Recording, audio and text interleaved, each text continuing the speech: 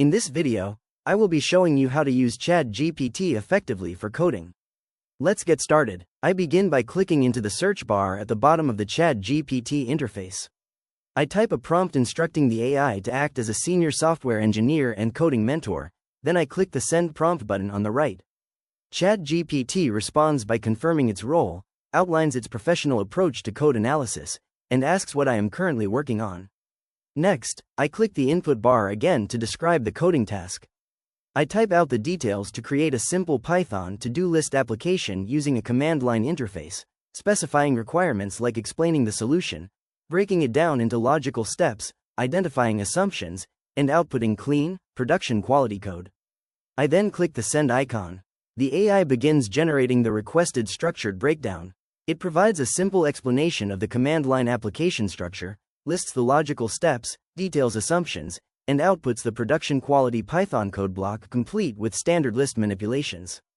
It finishes by explaining how the code works and outlining common mistakes to avoid. Moving forward, I want a more comprehensive code review, so I click the chat input again.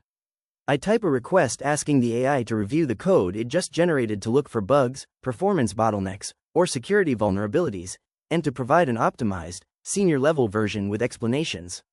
I click Send. ChatGPT analyzes the initial snippet and returns a code review, pinpointing specific logical issues, performance concerns like linear search limits, and a lack of input validation. It then generates an improved version of the application using advanced data classes and a production-grade architecture.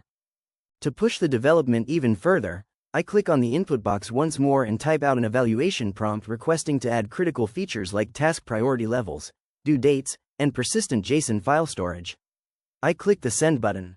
The model acknowledges the shift toward a realistic application and outputs the finalized production-ready Python code implementing data serialization and strict input validation schemas.